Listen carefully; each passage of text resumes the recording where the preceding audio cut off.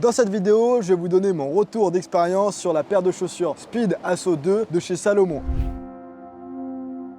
Ça fait plus de 2 mois que je les ai au pied, on va dire quasiment tous les jours. Je les ai amenés sur la première étape du Tour du Mont Blanc. Je les ai amenés avec moi pour mon voyage d'1 mois aux États-Unis. Et là, je reviens tout juste d'un voyage de 2 semaines en Norvège et je les avais au pied. Donc en gros, elles ont vu beaucoup de pays. J'ai couru avec, j'ai marché avec. Bref, tout ça pour vous dire que je vais pouvoir vous donner vraiment mon ressenti, les avantages et inconvénients de cette paire de chaussures à mes yeux. Et puis ça pourra intéresser tous ceux d'entre vous qui cherchent à s'équiper pour des nouvelles chaussures ou du moins qui cherchent à en savoir plus sur ce modèle spécifique où il n'y a pas encore de revue sur internet en français. Pour récapituler, elles en ont vu toutes les couleurs, elles ont vu tous les climats, elles ont vu du soleil, de la pluie, de la boue, du sable. Là je suis dans le sud et donc ça m'a permis vraiment de les mettre à bout pour voir quels étaient les défauts et les points positifs. Justement, on rentre dans le retour d'expérience. Alors Salomon, la marque, on n'a même plus besoin de la présenter, elle est mondialement connue. Là on est sur une paire de chaussures qui finalement ne ressemble pas trop aux paires de chaussures qu'on a l'habitude de voir avec Salomon, puisqu'on est, comme son nom l'indique, Speed Asso, sur une gamme et sur une paire de chaussures qui va plutôt s'adresser à la base aux militaires, aux forces de l'ordre, aux agents de sécurité, puisqu'on va le voir, il y a pas mal de caractéristiques, par exemple les bandes qui sont non réfléchissantes, qui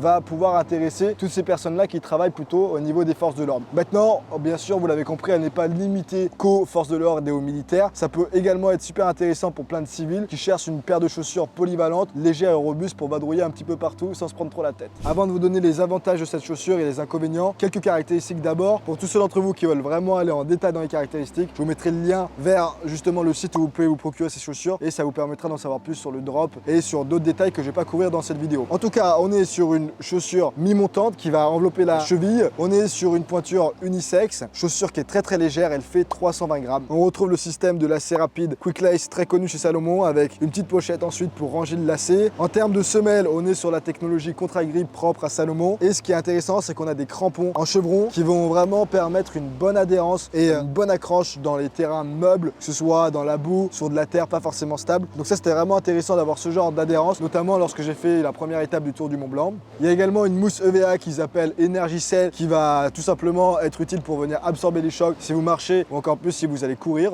On retrouve également un pare-boue qui entoure le bas du pied et qui va protéger les parties latérales de la chaussure. En termes de matière, c'est du ripstop. On est sur du mesh qui est anti-débris, donc ça évite qu'il y ait des débris qui rentrent à l'intérieur. Qu'est-ce que je peux vous dire d'autre? On a un collier souple et on est vraiment sur en fait une chaussure légère et souple comme vous pouvez voir. Autre chose qui est importante à savoir, c'est que contrairement à beaucoup de modèles chez Salomon avec pas mal de matière réfléchissante, là justement vu que c'est une chaussure qui est à la base prévue pour les militaires, on n'a aucune matière réfléchissante sur la chaussure, donc ça peut être également intéressant lorsque vous êtes en montagne et que vous voulez être discret.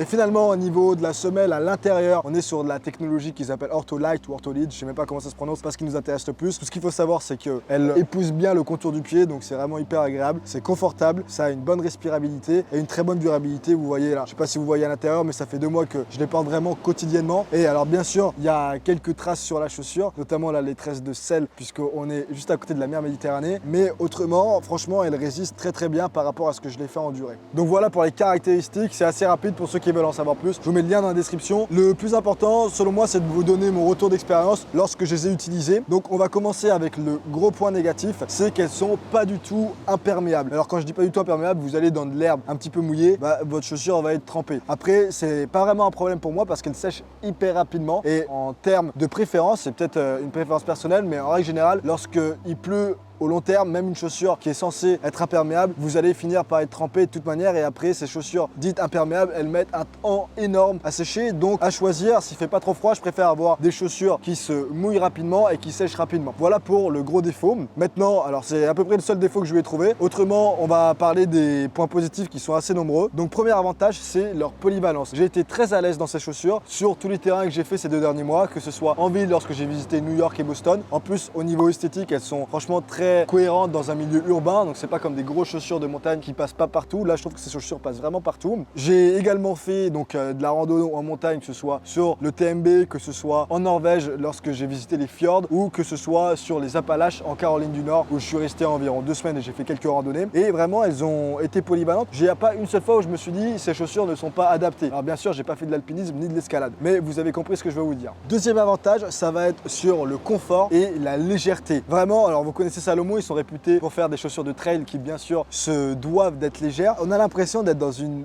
basket, j'ai vraiment envie de dire d'être dans une pantoufle tellement elle est confortable. Sauf qu'en plus de ça, on a vraiment une bonne résistance et puis surtout un très bon grip. Donc en gros, on a une chaussure légère qui est adaptée pour des professionnels pour avoir quelque chose qui est durable et même j'ai envie de dire plus durable qu'une chaussure de trail. Le troisième avantage, ça va être sur la semelle qui est hyper adhérente et ça c'était vraiment un gros point positif, notamment lorsqu'on fait de la randonnée. En ville, c'est peut-être moins nécessaire, mais en rando, que ce soit encore une fois en Norvège, sur le Tour du Mont Blanc ou aux États-Unis sur les Appalaches, ça m'a bien servi. La forme des crampons en chevron est assez efficace, je dois dire. Donc voici le troisième avantage, c'est sur l'adhérence et puis également, j'ai envie de dire sur la stabilité, puisqu'on a quand même une chaussure qui est pas basse, c'est une chaussure qui est mi-montante avec un collier qui vient épouser vraiment la cheville, donc ça nous procure un petit peu plus de stabilité sur des terrains qui sont pas forcément toujours tout plats. Et enfin, le quatrième avantage, qui vraiment va être un gain de temps sur le long terme lorsque vous mettez des chaussures tous les jours, c'est le système Quick Lace de chez Salomon qui est très connu. En plus, on a une petite boucle à l'extérieur au niveau du talon, donc on peut mettre le doigt dans la boucle, on enfile le pied, on peut ensuite serrer le lacet et mettre à l'intérieur de la pochette du